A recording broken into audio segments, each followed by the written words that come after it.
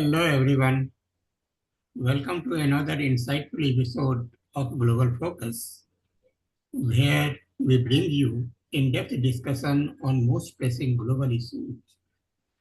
Today, we turn our attention on one of the most consequential geopolitical conflicts of our time, the Russia-Ukraine war and its implication for NATO.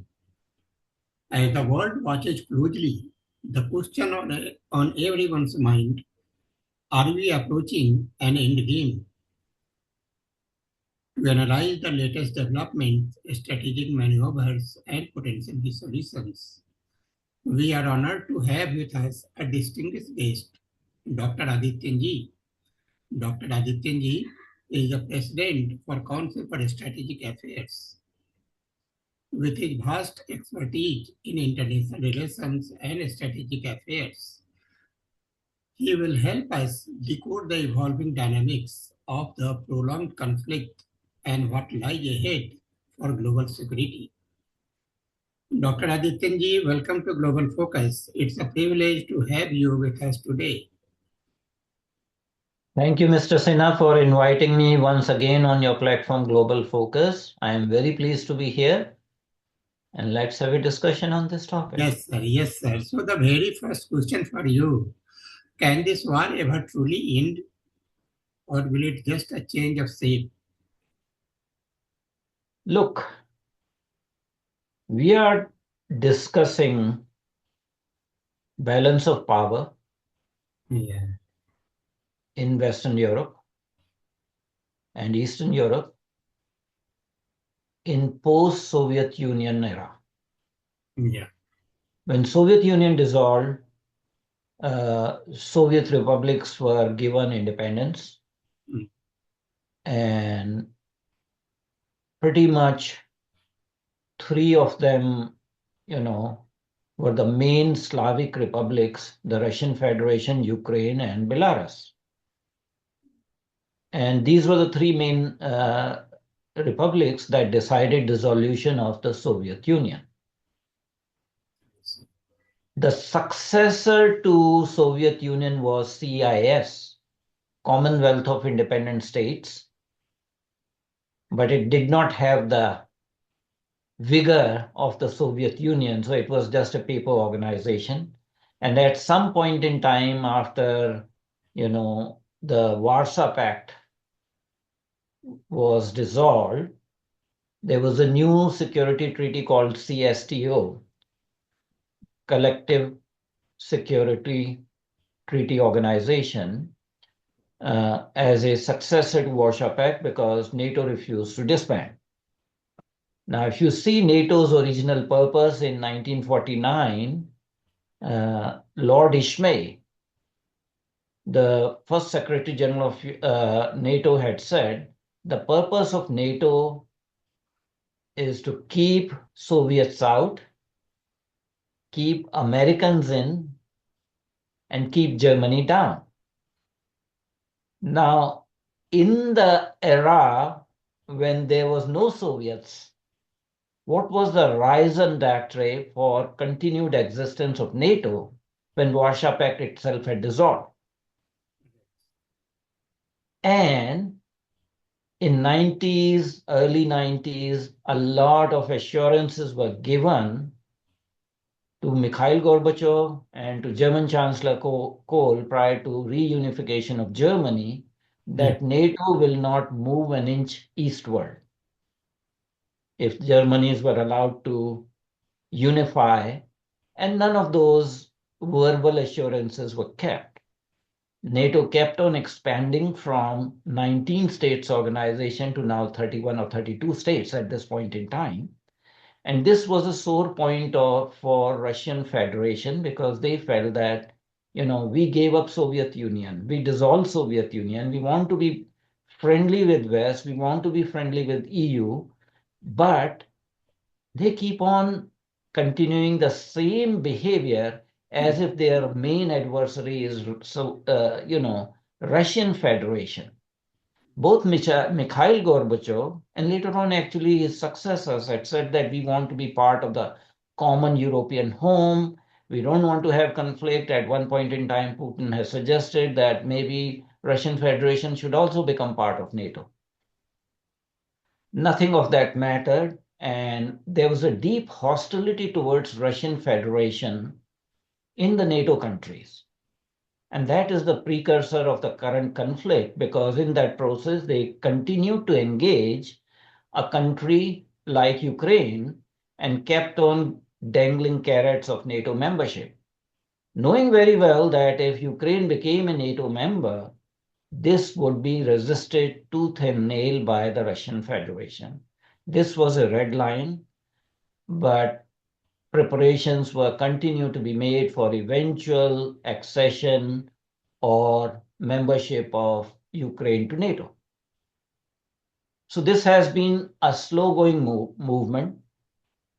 The democracy in Ukraine was very, very messy and very corrupt. And you had a time when Ukraine elected a pro-Russian president, Yes. Viktor Yanukovych. Yeah.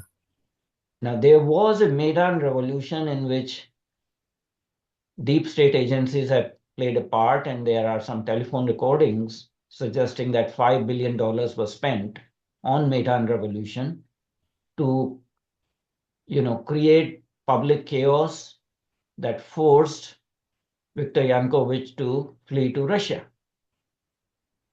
So when you have a democratically elected president, you do external intervention by creating popular uprising because you didn't like the. So there are some grounds by which this crisis was going to come. And even American academics like John Mearsheimer had predicted that there will be a hot war. In 2013, in 2014, he had warned that NATO should actually slow down and stop poking the Russian bear in the eye. A lot of noise was made about Russian Federation taking over Crimean Peninsula. Again, if you look at the history, Crimean Peninsula was always part of Russia. In 1951 or 54, Stalin, who was originally a Ukrainian, gifted Crimean Peninsula within the Soviet Union from Russian Federation to Ukraine. And the nation that we know as Ukraine actually came into being in 1922. It did not exist as a nation prior to that. So there's a lot of background to it. There was some kinetic activity when Crimea was taken in 2014. And after that, there were two agreements called Minsk agreements. They were signed, but never implemented. And EU has gone on record that we just wanted to buy time. We had no intention of implementing the Minsk agreements. So you had a situation that on Russia's doorstep, Ukraine is sitting, Ukraine is mistreating, committing atrocities on Ukrainian citizens of Russian origin. Their schools were closed, all that kind of thing. And Ukraine was totally under the Western influence. And if Ukraine became a NATO member, that would mean Article 5 of NATO being invoked. That would mean nuclear weapons being stationed on the soil of Ukraine. This was not acceptable to Russian Federation. So the hot war is going on since February 22nd, 2022, almost 3 years have gone.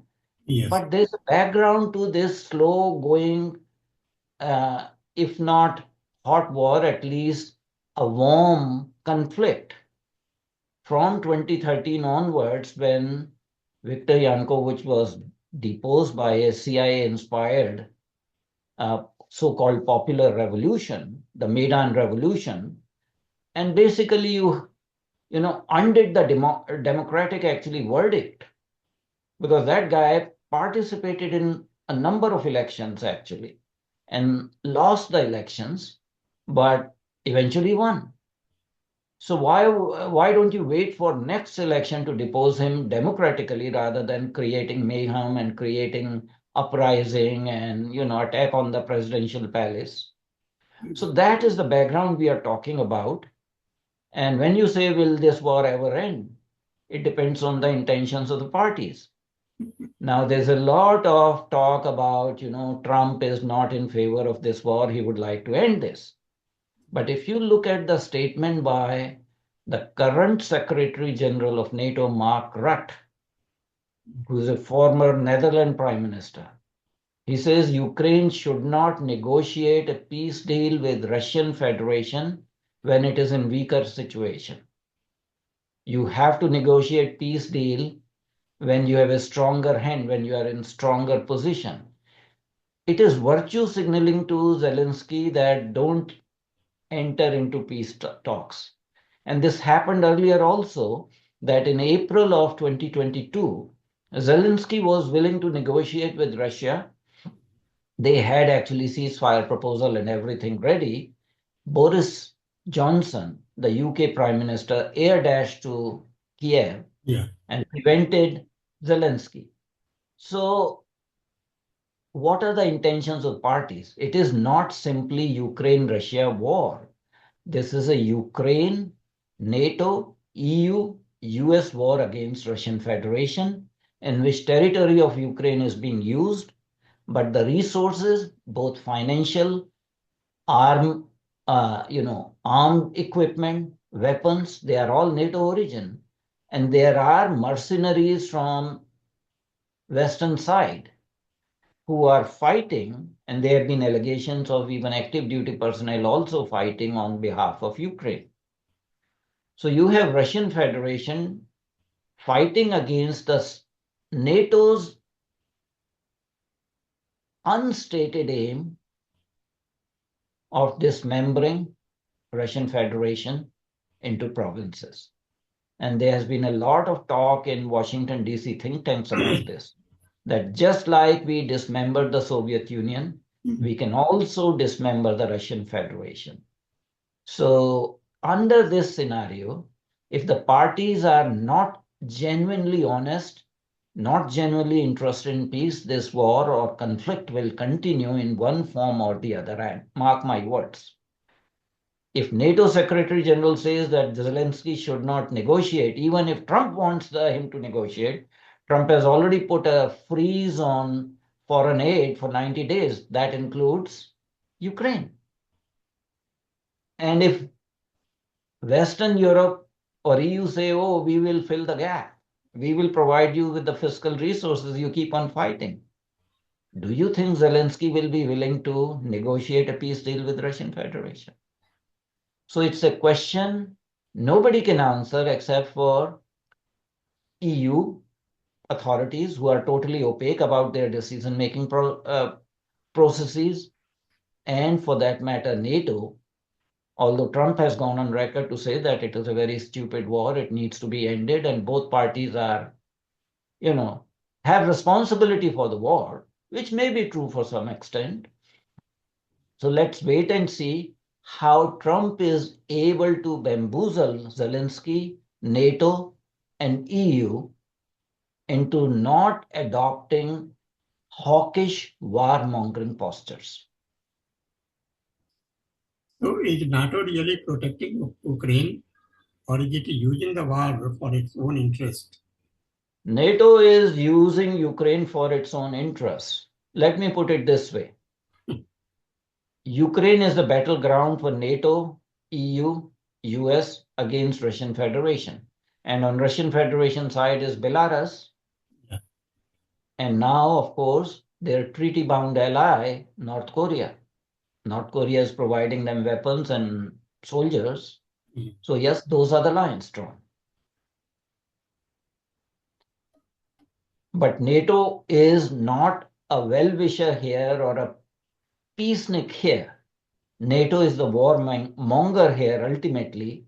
In my mind, NATO has no reason to exist at this point in time because it was specifically created to bring down communist Soviet Union.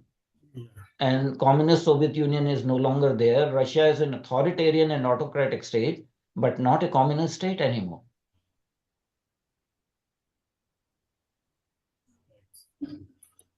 So how does the war affect countries like India and the US and China?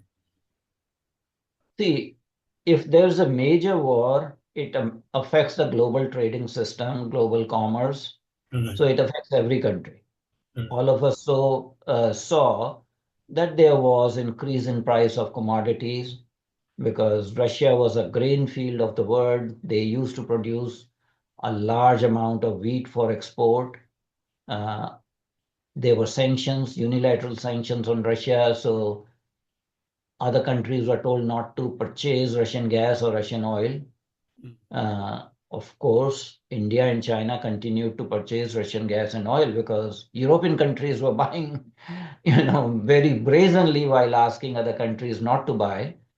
So all these, you know, sanctions have impacted other countries. Domestically, US has been affected because of high inflation. The amount of money 4 years of Biden administration poured into Ukraine, even before the hot war, there was hardening of Ukrainian army by the US military, and there were allegations of bioweapons labs, at least 26 bioweapon labs being started in Ukraine by the Western quote unquote alliance. So they were preparing for war, and that was the reason Minsk 1 and Minsk 2 agreements between Ukraine and Russian Federation were never implemented. They were just signed to buy time to prepare Ukraine into a hard army. Uh, there was a lot of anguish in US population and US taxpayer as to when we are having economic difficulties, you are sending hundreds of billions of dollars in Ukraine. So yes, it has affected economies of all the countries. The only country that has been benefited in a major way as a result of this war is China, which has gained economically, which has gained geopolitically, and it has produced a situation that Russian Federation is forced to become a junior partner of China, communist China, which they don't like. They are very wary of dragon's embrace. They don't like, being subservient to Chinese interests. But the short-sighted policy makers on the NATO side in the Biden administration did not realize who is their major geopolitical adversary, whether it is Russian Federation or it is China.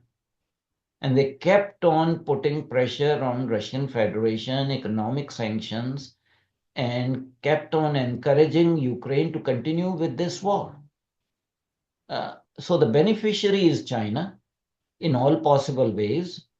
In fact, Russia had to bypass China to enter into a military alliance with North Korea. Russia was forced to buy drones from Iran. yeah, So very unusual things happened during this war. Russia lost its, very steadfast ally in West Asia, Bashar al-Assad, the collapse of the Syrian regime. So Russia has also paid for this war in terms of declining economy. Russian defense budget has risen to almost 25% in 2025. Russia's, defense now constitutes almost maybe 7% of their GDP. You know, Before Soviet Union was dissolved, they were actually putting almost 13% of their GDP on military because they had drained their resources and their economy was in turmoil because of the 10 years of Afghanistan war. So that kind of story seems to be repeating 3 years of hot Ukraine war. So it is affecting Russian economy. By different estimates, hundreds of thousands of Russian soldiers have been killed or seriously wounded in this conflict. It's very difficult to give the figures because each side has its own figures and there's no transparency there. So yes, war is impacting pretty much all the parties involved. Ukraine's civilian population has declined from 44 million to, I think, around 25 million or so. The rest of the people have fled the country. So war is a brutal thing. War has very negative consequences. In this era, nobody should have a kind of hot war in this civilized world. So yes, all the countries, including United States, have been affected. Direct combatants, Ukraine and Russia, definitely have been affected. The country that has gained the most is China. And what happens if Russia actually wins the war? What next? See, there is not going to be an outright winner. Russia controls almost 1/5 of Ukraine, eastern Ukraine, Donetsk region and Luhansk region.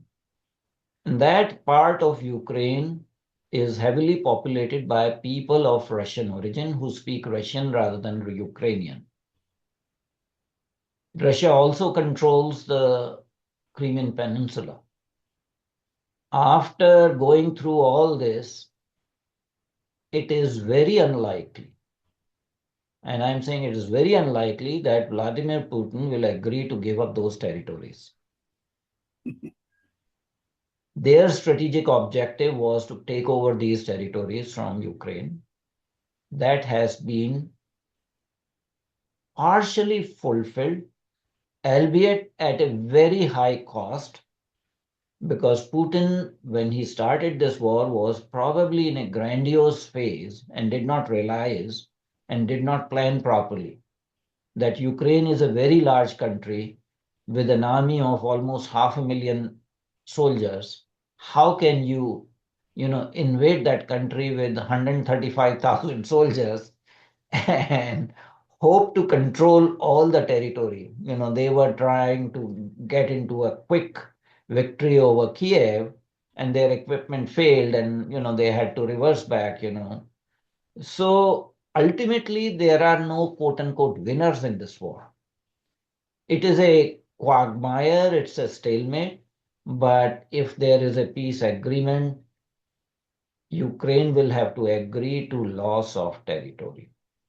And Putin especially can take that as a consolation prize that, yes, we achieved our strategic goals. Uh, do you think this war will continue? Not in this form, because US will stop pouring billions that Biden was pouring. Okay. Trump is more smarter than that because he does not want to waste US taxpayers' money on this, fruitless war. He has already stopped sending aid to Ukraine and the weapons to Ukraine. So there will be a situation when only EU would be standing along with NATO minus US, NATO minus US to provide military support.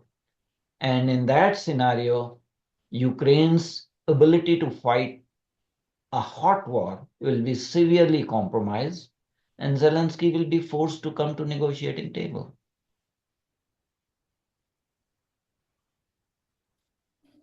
Thank you, sir. Thank you so much for this information. So that was all the question I had for you on this topic. So that was an incredibly thought-provoking discussion. A huge thank you to Dr. Adityanjee for sharing the deep insight on the Russia-Ukraine war and NATO's role and the possible pathways to resolution. Your expertise has provided us with a much cleaner understanding of the geopolitical stakes involved in this conflict. To our valued audience, thank you for tuning in for this episode of Global Focus. If you found this discussion insightful, don't forget to like, share, and subscribe to stay updated with our latest episodes. Your support helps us bring more such in-depth analysis on global affairs. So stay informed, stay engaged, and join us next time for another deep dive into the world of geopolitics. Until then, take care and keep questioning the world around you. Thank you, Dr. Adityanjee. Thank you so much. Thank you, Mr. Hari Prakash Sinha. The only parting statement I'll make is that there is a possibility as Trump gets his feet grounded in the administration, Yeah. there will be a possibility for a US sponsored peace conference.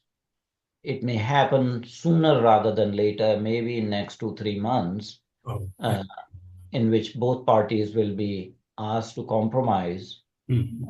But we will have to wait to see because situation is very fluid. As of today, Russia claimed victory over a strategic town in Ukraine. So, yes, some fighting continues to go on, but till a peace conference is called in a genuine manner, uh, I am pretty sure that Trump will stop funding Ukraine and Zelenskyy the way Biden had done. And that would be the, one seminal event, the inflection point that will lead to possible freezing of the war, maybe a cold peace, maybe an armistice, if not outright cessation of hostilities. thank you, sir. Thank you so much. Thank you very much indeed.